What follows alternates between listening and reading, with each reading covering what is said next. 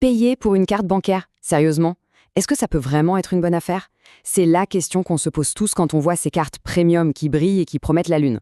Alors, simple dépense ou vrai bon plan? On va décortiquer ça ensemble. Franchement, l'idée de lâcher un billet chaque année pour un bout de plastique, ça semble un peu fou, non? Normalement, c'est plutôt la banque qui te donne de l'argent.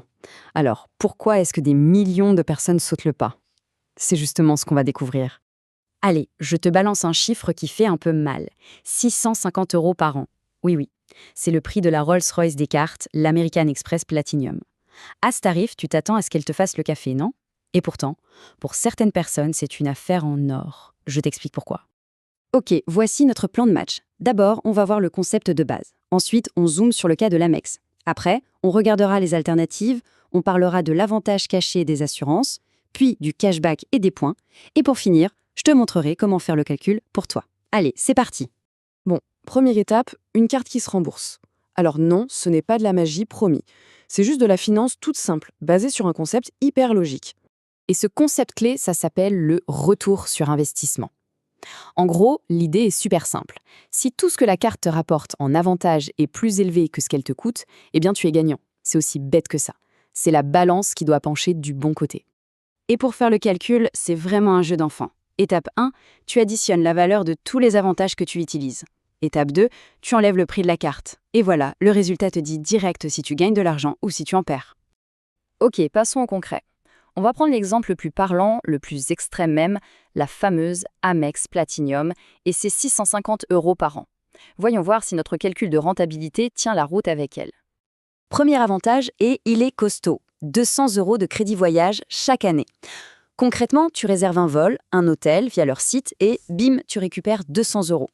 Déjà 200 € de remboursés sur ta cotisation, c'est pas mal pour commencer. Ensuite, on ajoute les crédits chez des partenaires. Tu sais, des petites sommes qui tombent chaque mois pour Uber, pour du streaming.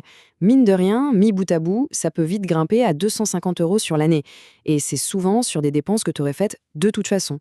Et là, attention, l'avantage préféré des voyageurs, l'accès aux salons d'aéroport. Plus de 1300 salons dans le monde où tu peux te poser au calme, manger un morceau. Quand tu sais qu'une seule entrée coûte entre 30 et 50 €, si tu voyages un peu, même juste quelques fois par an avec une escale, ça chiffre très très vite. On peut facilement compter 300 € d'économie là-dessus.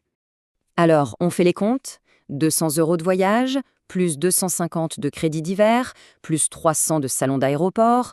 On est déjà à 750 € d'avantage. Pour une carte qui en coûte 650. Le calcul est vite fait, non? Pour la bonne personne, un voyageur régulier par exemple, non seulement la carte est remboursée, mais elle rapporte de l'argent. Bon, évidemment, il n'y a pas que l'Amex Platinum dans la vie, heureusement. Le marché le gorge d'alternatives, que ce soit du côté des banques bien installées ou des nouvelles néobanques qui bousculent tout. En fait, il y a deux grandes équipes. D'un côté, la team banque traditionnelle avec leur fameuse Visa Infinite. Leur truc, c'est la sécurité à fond, des assurances en béton armé et une super protection pour tes achats. De l'autre, la team néobanque, comme Revolut ou N26. Eux, ils jouent la carte de la souplesse et de l'argent direct, du cashback et quasiment pas de frais quand tu es à l'étranger. Allez, petit match entre les deux stars des néobanques. On a Revolut Metal, à moins de 13 € par mois, qui est la reine du cashback, surtout si tu dépenses en dehors de l'Europe. Et de l'autre côté, N26 Metal. Un peu plus cher, mais elle a un atout rare et précieux. Une assurance pour ton téléphone. Ça peut vraiment te sauver la mise. Donc tu vois, le choix dépend vraiment de ce qui est le plus important pour toi. Maintenant, on va parler de ce qui est, pour moi, le super pouvoir caché de ces cartes. C'est un peu la partie immergée de l'iceberg, l'avantage le plus puissant et pourtant celui que tout le monde oublie, les assurances. Alors là, écoute bien, parce que c'est le point le plus important. C'est l'erreur classique que presque tout le monde fait. Pour que les assurances fonctionnent, il faut absolument, et j'insiste, payer au moins une partie de ton voyage avec la carte. Si tu achètes tes billets d'avion avec une autre carte, c'est simple, tu perds toute la couverture. C'est vraiment la règle d'or à ne jamais oublier. Et attention, on ne parle pas de petites assurances gadgets. Une assurance annulation, ça peut te sauver des milliers d'euros. La couverture médicale à l'étranger, n'en parlons pas, surtout si tu vas aux États-Unis, c'est juste indispensable. En fait, ces cartes remplacent des contrats d'assurance que tu aurais payé une fortune à côté. Allez, on passe à la partie la plus sympa. Comment ta carte peut te rapporter du cash? En gros, il y a deux systèmes principaux, le cashback et les points. Le cashback, c'est hyper simple. Tu dépenses et on te reverse un petit pourcentage en argent. C'est direct, c'est clair. Les systèmes de points, c'est un peu plus un jeu de stratégie. Tu accumules des points que tu peux ensuite transformer en billets d'avion, en nuits d'hôtel. Et si t'es un peu malin, la valeur que tu peux en tirer peut être bien plus élevée que du simple cashback. Bon, maintenant que tu as toutes ces cartes en main, la grande question c'est comment savoir laquelle est faite pour toi? C'est le moment de faire ton propre petit bilan.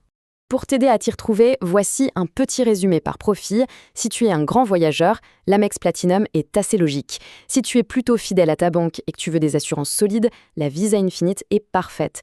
Pour le shopping en ligne et les voyages hors zone euro, Revolut Metal est ultra efficace. Et si tu veux la tranquillité d'esprit, surtout pour ton téléphone, N26 Metal est un super choix.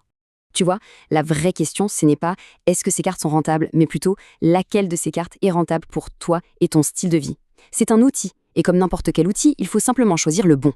Le plus important dans tout ça, c'est vraiment de faire ton propre calcul. Ça prend 20 minutes, tu listes tes dépenses, tes voyages et tu compares. C'est essentiel. Et si tu veux aller plus loin et même utiliser un simulateur, tu trouveras l'article complet et tous les outils sur aide-moi.com. Franchement, c'est le meilleur moyen de prendre la bonne décision pour toi.